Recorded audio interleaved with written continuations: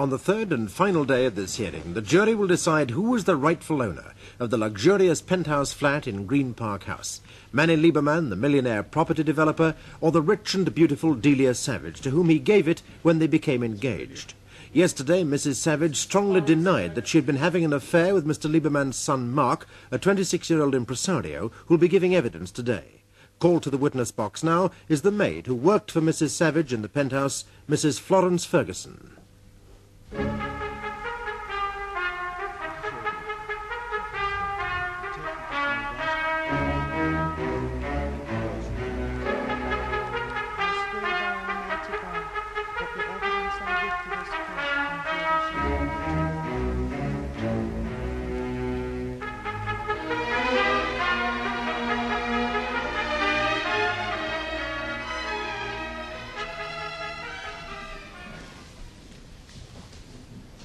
Your name is Mrs. Florence Ferguson. You're employed as a domestic servant by the defendant, Mrs. Savage.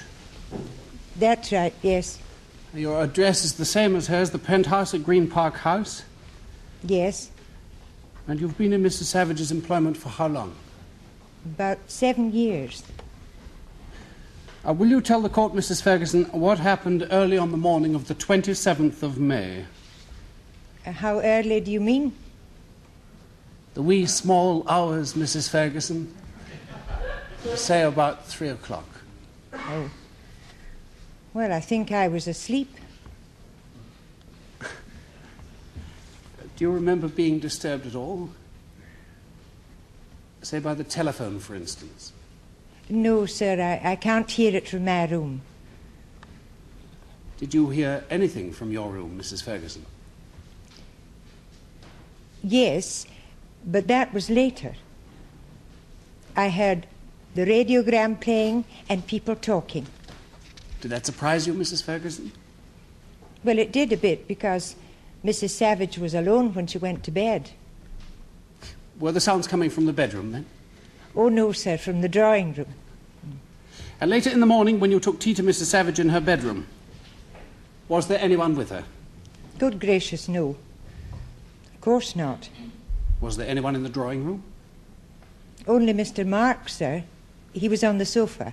And do you remember how Mr. Mark was dressed? He was fully clothed. Lying on the sofa, fully clothed? Yes. Mrs. Ferguson, did you at any time see Mark Lieberman in Mrs. Savage's bedroom? Well, yes, sir. You see, he took a fancy for a morning dip and went out to the swimming pool. Yes, did you see him do that? No, but I did see the footprints all over the carpet. Well, as I was saying, he must have gone to the toilet, because when I was arranging flowers in the hall, Mr. Lieberman let himself in and his son came out again. Through the bedroom? Yes, through the bedroom and into the drawing room. And presumably at the same moment his father saw him too. Now, how did he react? He seemed very angry, sir. Do you think, Mrs. Ferguson, from what you could see of the circumstances, there was any justification for his anger? None whatsoever, sir. Because you'd never seen anything improper between the defendant and Mr. Mark? Good gracious, no. Not on that occasion, nor on any other? No, sir. Thank you, Mrs. Ferguson. Mrs. Ferguson, you said that early in the morning of May the 27th you were woken up by the sound of voices and of music playing. That's right, miss. In the drawing room? Yes. Now, the noise could equally well have been coming from the bedroom, couldn't it? Oh, I don't think so, miss, because I'm sure I heard the radiogram. Has Mrs. Savage a radio in her bedroom? Well, yes, she has, but I don't Then you can't think... be sure which room the sounds were coming from, can you? Well, not for sure. Your room is off the entrance hall, down the passage leading to the kitchen. Yes. Mrs. Ferguson, is there only one bedroom in the servants' quarters? No, there's mine and another. And that bedroom is fully furnished, with a bed and so forth? I couldn't say, miss. Oh, come, Mrs. Ferguson. Presumably you clean in there? Well, yes, I think it's fully furnished. It must be, Because before you came to work at the penthouse, there were 2 servants there, a butler and a maid, isn't that so? Now you mention it, yes. And so when Mr. Mark arrived in the middle of the night, there was no need for him to sleep on the sofa, was there? He could have slept on the bed in the spare servant's room. Well, perhaps Mrs. Savage thought it wasn't aired. Thank you, Mrs. Elliot, Ferguson. do you wish to ask any more questions of this witness? No, my lord, no further questions. Thank you, sir. Mr. Mark Lieberman, please.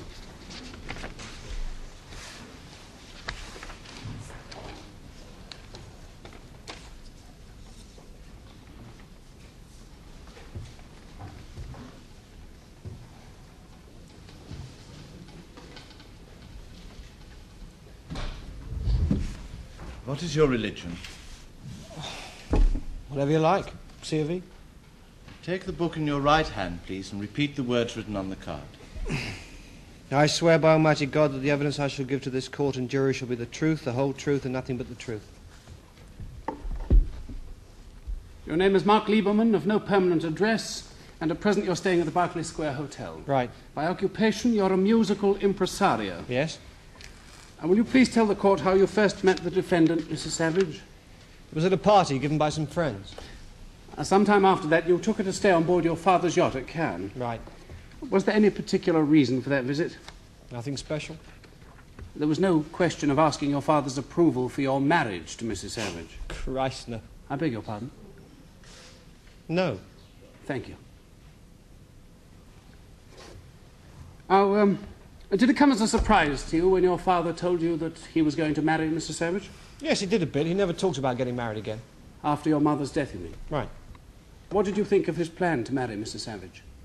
Fantastic. Good for both of them. You didn't feel that you and your father were rivals for her affections? Not at all. Now, while the 3 of you were in Cannes, did your father give you a substantial sum of money? Yes, he did, but that was nothing whatsoever to do with Delia. I'd organised a pop concert that hadn't gone down too well, and the creditors were leaning on me. In fact, I was pretty desperate. Let us come to the events of the 27th of May, or rather the night before. Where were you living at that time? Kensington. I had a flat. Now, on the night of the 26th, did something happen in relation to your tenancy? Yeah, they threw me out. Well, they didn't exactly throw me out. The landlord changed the lock, so when I got back, I couldn't get in. I tried for a while, then somebody came down from upstairs and told me what had happened. Did you afterwards receive an explanation from the landlord for his actions? Yeah, he said I'd been making too much noise, holding parties, that kind of thing. We may take it, perhaps, that you're somewhat unconventional in your way of life. I suppose so, yes. It wasn't as if it was a continuous orgy or anything, just a few friends getting some sounds together normally. Listening to music, my lord. After you'd been denied access to your flat, what did you do? I went to a phone box and rang Delia and asked if she could put me up. She said she was going to bed, but if I came round straight away in a taxi, she'd wait up for me. When I got there, I wasn't feeling very sleepy, so we had a few drinks and we talked a bit, and then she went straight to bed. And where did you spend the night? On the thing. Sofa. In the drawing room. Will you tell us what happened in the morning? I woke up feeling terrible, so I thought I'd go and have a splash in the swimming pool. How were you dressed for this early morning dip? In my underpants.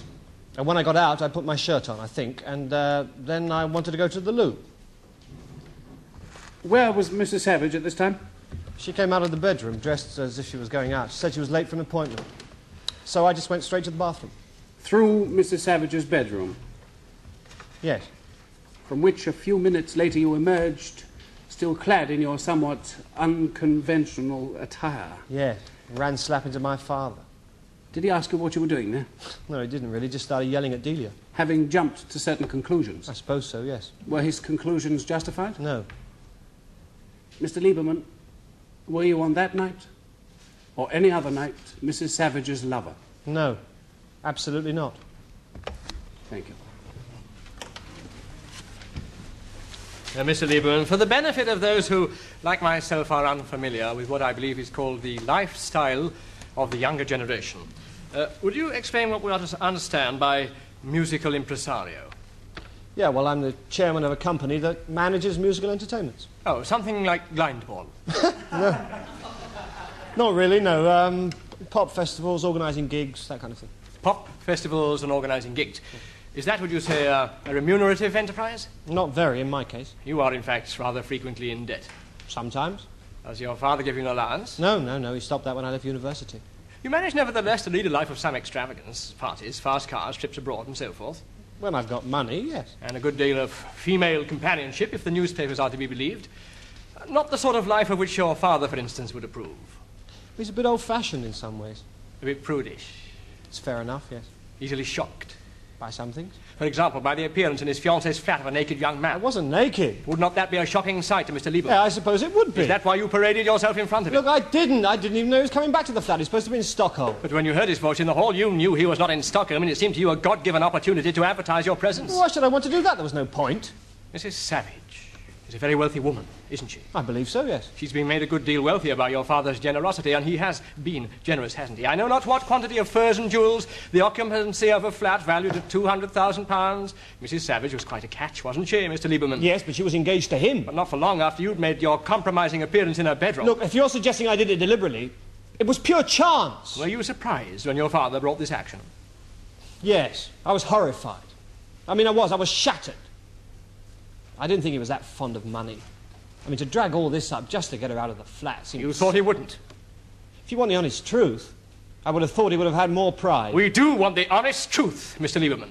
And I put it to you that you wanted Delia Savage for yourself, and if possible, the penthouse too. That's ridiculous. It never even crossed my mind. You'd already been given £5,000 to withdraw from the contest. I hadn't. And now you thought you'd come back and try for the jackpot. Isn't that right, Mr. Lieberman? No! No. Thank you, Mr. Lieberman. That's all.